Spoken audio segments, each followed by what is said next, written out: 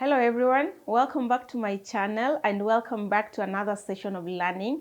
If you're a returning viewer, you already know that in this channel I share content on personal, professional and career growth topics to help you build a rewarding and fulfilling career. And if you're new in this channel, my name is Nelly and this channel will provide you with invaluable information and conversations to help you scale your career to the next level.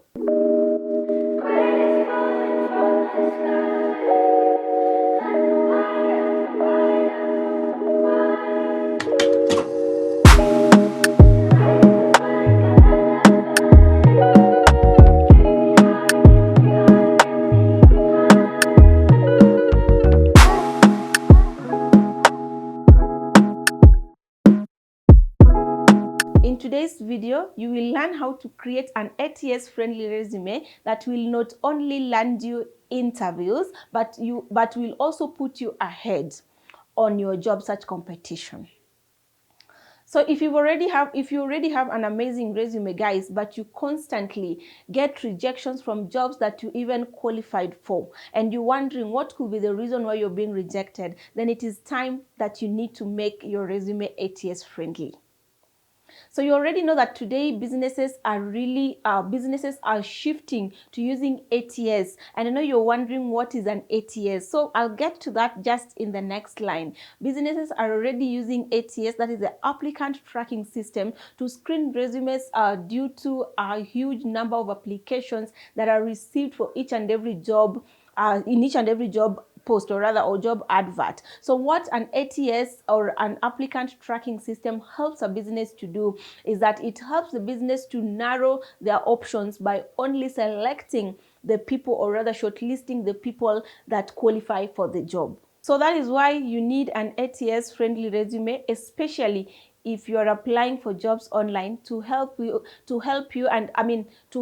system, that is the ATS system, find information it is looking for from your CV. Because if it doesn't find that information, it will ignore your resume even if you're qualified for the job.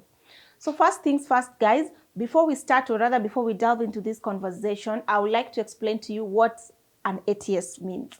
So an ATS, an applicant tracking system, that is initialized as an ATS, is a software that is used by employers and recruiters to filter and manage job applications. So the one thing, of course, the one thing that you'll always have to remember is that you need to make your CV. The one thing that you'll always need to remember when making your CV or your resume ATS friendly, you need to always align it to the job that you're applying for. And an ATS friendly resume then is a document that can be read, interpreted, and understood by an applicant tracking system. So in this video, we will cover the resume format, which will help us to understand how to structure a resume. This video will also cover and share tips on writing each and every section to appeal to both ATS and, of course, the human eye. But for this video, I'm going to focus more on making an ATS-friendly resume. And lastly, guys, I'll share with you bonus tips. And my bonus tips, of course, I'll share with you some career summary samples that you can actually use, or that you can actually learn from if you're writing your career summaries. So yeah, so let us get started, and let us start with the formatting first. So what type of format do you need to adopt, or rather do you need to follow if you want to make your resume ATS friendly? First of all, we've been told several times that you need to write a resume that is easy to understand. And the key thing that I've mentioned previously is that you need to align your resume to the job description. So in the format first, you need to focus on the fonts. And this means that you need to ensure that you have the right fonts and use a standard font throughout the document. And the fonts that you need to use for your document to be ATS friendly, just examples that you need to use is you can use standard or simple fonts like you use Arial, you use New Times Roman, then you use maybe Calibri. And guys, you need to know that even though those other fonts like maybe Algerian, Arial Black, artistic, may look artistic and all that, it is important to know that they may not be read or they will be misinterpreted with an ATS system. So also you need to maintain a consistent font of maybe, let's say, 10 to 12. I highly recommend 10 to 12 because it's not too small and it is also not so big. So guys, also the next thing you need to consider, or maybe you really need to incorporate, is when you're making an ATS-friendly resume, please avoid decorations.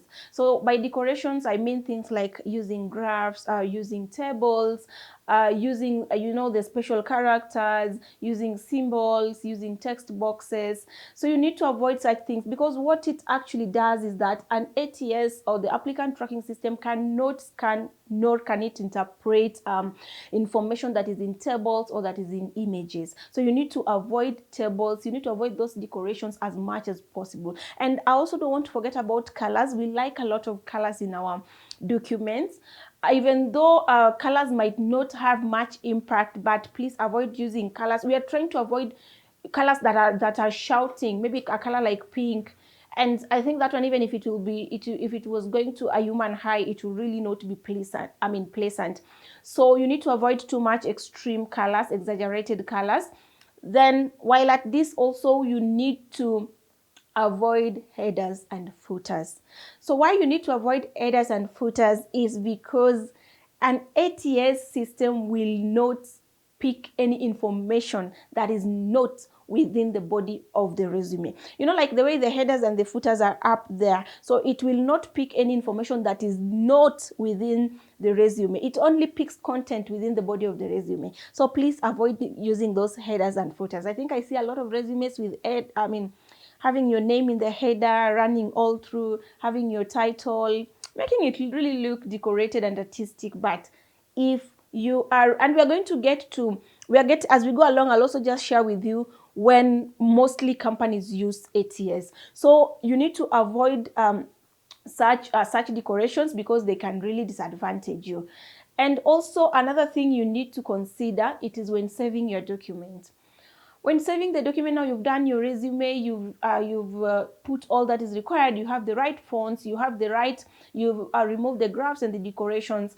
Now you need to name it well, and you need to put it in either PDF or in docs form. And why these two formats are highly recommended is because they maintain the originality and the layout of your document. Because if you, for instance, sometimes when even when just receiving resumes on an email, even if not through an ATS system, you'll find that a document that is saved in Word document is highly, or rather is exposed to distortion. So by the time it is being opened, maybe the information is misaligned and all that. So please, always save it in those formats, the PDF and the docs format, so that it maintains the originality of your documents. And guys, it's also important to note that ATS is commonly used, especially on online applications, or rather in the instances where you're applying for jobs online. Most companies use the applicant tracking system, of course, to filter candidates. And as I said, this is because they're trying to streamline the recruitment process, make it less time consuming and increase efficiency, and most importantly, pick the best candidates out of the hundreds or thousands of people who apply for similar jobs. So the next part that I want us to focus on is the different sections of a resume and how you develop the different sections, what information you need to have in each and every section, what information you need to avoid, so that you just ensure that always your resume is ATS compliant. So as we start, a CV has different sections. Of course, the first one will be the header and the contact. The name, header, and the contact part. That's the part up there that has your name, has your contact, and has your Gmail, and have your LinkedIn profile. So just like I've said, you need to have your full name, you need to have your job title, you need to have your functional email address, you need to have a phone number. Of course, let it be a phone number that you'll be found through. I've seen so many people putting numbers in their resumes that are called, and maybe there are maybe lines, or rather contact that no longer use. Then you need to include your LinkedIn profile. And why? And just on the LinkedIn, maybe to stress a bit, please ensure you include it if whatever it is that you're sharing will not conflict or will not disadvantage you when they're shortlisting for the job. So the optional things that you can add in your name and header section is the location and the language. And why I say that they're optional, there's a video that I've done that I said the things that you need to remove from your resume immediately, and location and language were one of them. In that video, I explained why you need to remove them, because of the unconscious bias that can come along, especially if someone can identify you with a language or someone can identify you with a location. So guys, I'll also leave the link of that video in the description of this episode, so that you can just get to watch, to help you know some of the things that you have in your resume that are actually not adding value to your resume. So the next part is the professional summary and career objective. So let me just also help you here. You need to have a professional summary, especially if you're experienced, if you have more years of experience. But if you're just somebody who is starting out, you can have a career objective. Please don't confuse the two, because I see career objectives, professional summaries all mixed up. I see career objectives in resumes of people who have even 10 years of experience. So you need to have a professional summary if you're an experienced professional, and a career objective, maybe if you're just starting out, just a fresh graduate or looking for entry-level jobs. So yes, how do you write your career some objective or a professional summary to make it ATS friendly? First of all, the career summary or the career objective or the professional summary part, the whole essence you need to have it is to communicate your value to the employer. So there's a video that I've done also that just have what you need to capture in this part, in that this part needs to be talking about your past, your present, and your future. By your past, I mean it should give a very brief summary of your past experience. Then by your present, I mean it needs to give a very brief summary of your current job and how it relates to the job that you're being interviewed for. And your future, it needs to communicate what value will you give to the organization should you get hired. And this can be displayed by the special and unique skills and strengths that you that you possess, that the organization need. So how do you know those skills that you need to include in your professional summary or your career objective? So you need to go back to the job description and just have a look at the skills or the strength that the job is focusing on. Let's say if it is maybe a digital marketing job, maybe the job says that it needs someone who understands digital marketing. They need to be digitally savvy. They need to have analytical skills. They need to have good communication skills, let's say so. They need to have good content writing. They need to have good ability to come up with a good content strategy. So you see the specifics that the job is looking for, so you can put them in your professional summary. And of course, I'm not saying that you need to be dishonest in this place, guys. You need to come up with all the skills and the strengths that are required for that job. List out yours, the ones that you have, and of course, take, or rather put them in order of priority. And also, if that job is looking for somebody maybe who's a team player, they've managed a team before, maybe it's a job that will require somebody to manage a team, somebody who's a good communicator, you pick those skills, then of course you put them in your professional summary.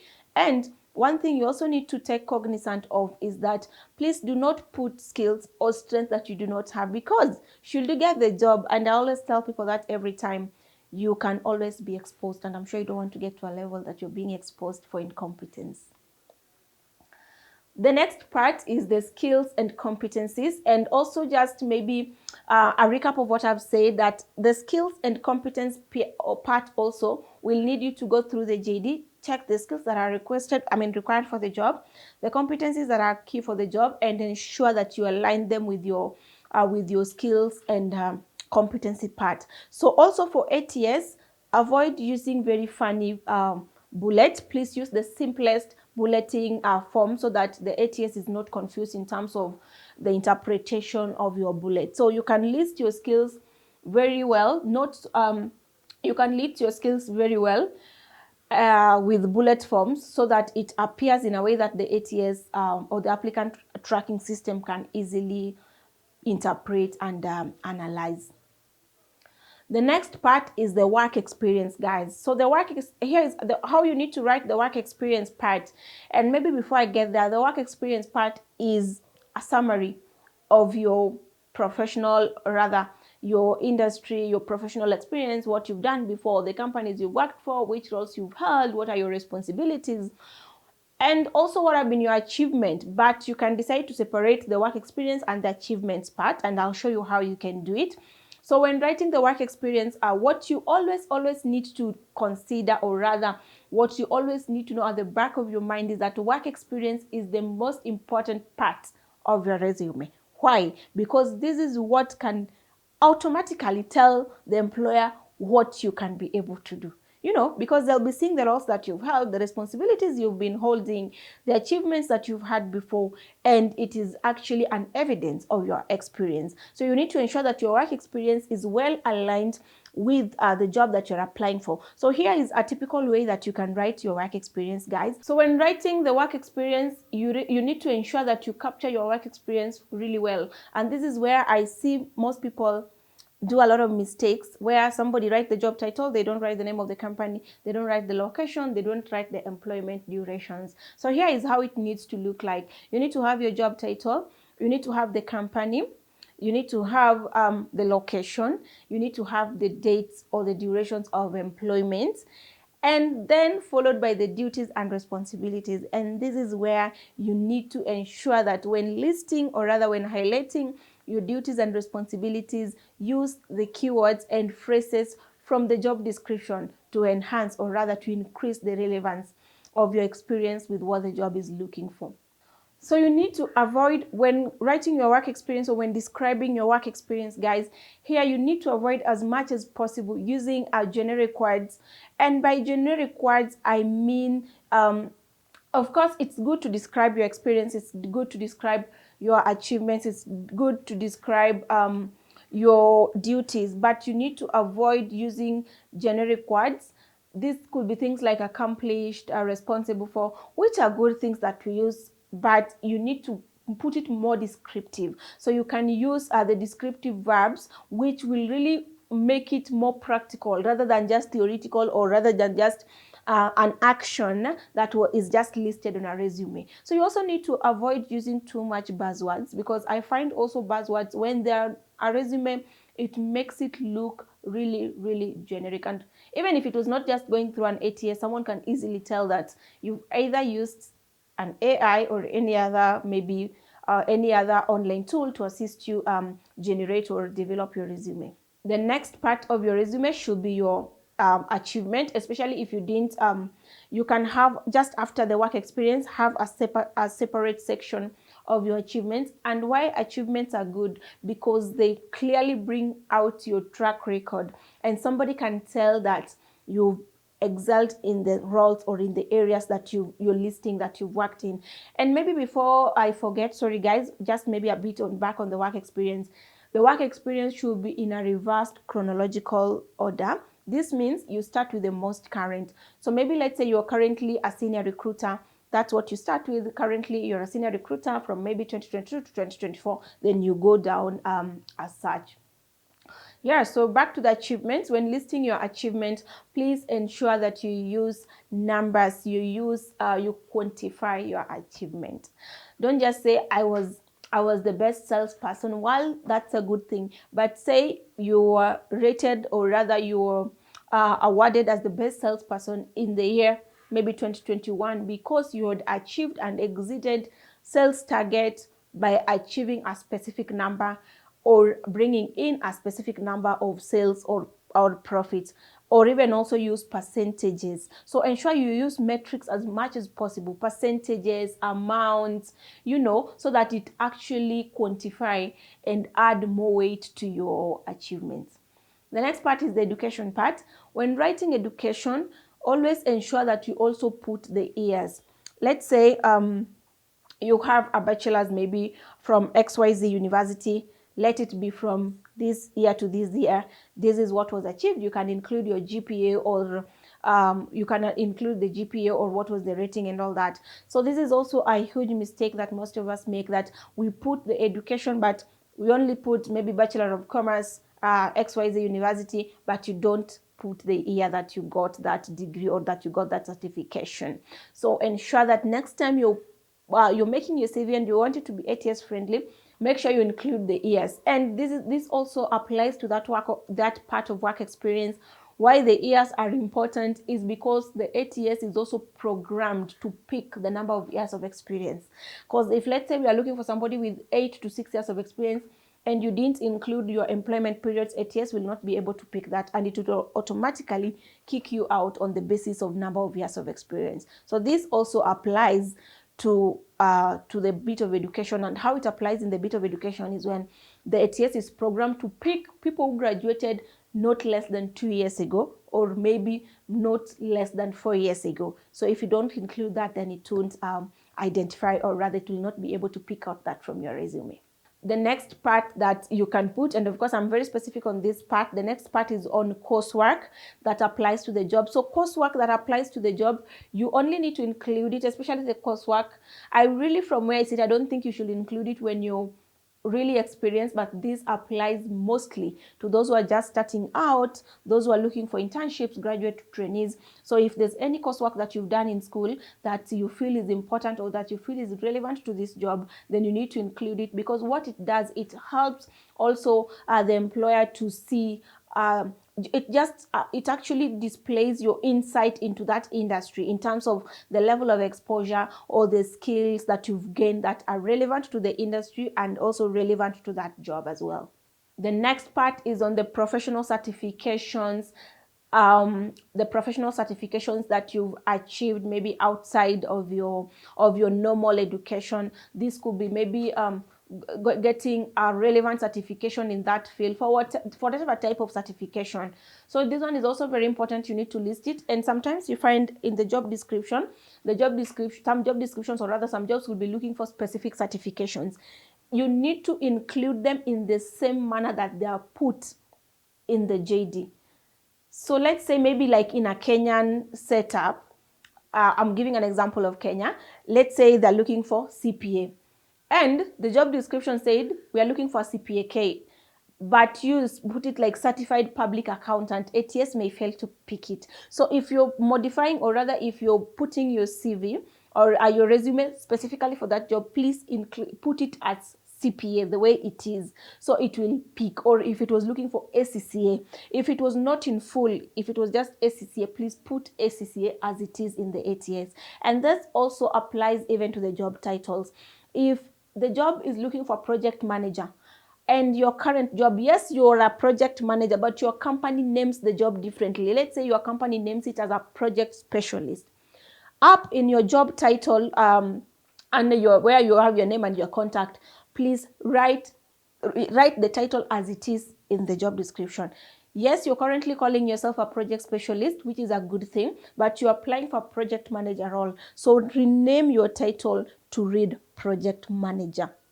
If the job is looking for a talent acquisition person, and you're currently maybe you're doing talent acquisition, but you're calling yourself talent specialist, please rename your title to talent acquisition. I think this is quite important to stress, because that one, ATS automatically, ATS is looking for keywords that reflect or that are similar to the information that it has been given to look for. All right, so as we continue, the next part that you can include is on the volunteer experience. This might not have too much to do with ATS, but if it is in the job description, especially if job description is as written, or rather as mentioned something about volunteer experience, if you have, kindly include it, because ATS will also be looking for it. It will be looking for anywhere that has volunteer word, then it will automatically pick it out. So having as many relevant keywords, or having as many similar words as possible, as same, or rather as possible, that are reflected or are requested for in the job description, helps you to rank high, because the ATS system is programmed in that it will be, I don't want to say it will be told, but of course it will be programmed in a way that it can be told to pick candidates that are ranking 80%, maybe, let's say, if that is what the company is using, or if that's what the recruiter is using. Any person that rates 75%, please pass it to the physical recruiter. So the more keywords you use, the more higher, or rather the higher chance you stand to get into the rating criteria, and of course get to the physical recruiter who will do the final shortlist. Maybe the other thing that you can include is the awards if you have them, but of course it's really not necessary sometimes to have them, especially if it's not in ATS. And guys, because also we are focusing to have a very short, concise, and direct to the point resume that is not going to carry so many things that will not help us rank high on the ATS. So if you've not taken anything from this video, please take the fact that you need to always align your resume to the job description, and this involves you having similar keywords, similar phrases, putting your job title as it is in the job description, ensuring that you capture every detail that is requested in that job advert or in the job description to ensure that your resume will always rank high in the ATS systems. So yeah, so there you have it, guys. If you've been struggling to just pass through the ATS system, I hope this video has provided invaluable information to help you do it right next time. So thank you. If you've not subscribed to this channel, this is a good chance for you to join this community, guys, where we're all about learning. And I get a lot of feedback from people who view this channel on how they're actually getting help through this content, especially during their job search journey. If you don't want to miss out such type of information, ensure you click that subscribe button, put on the notification bell, and be sure to be notified every time I put out a new video. Thank you so much for watching. Till next time.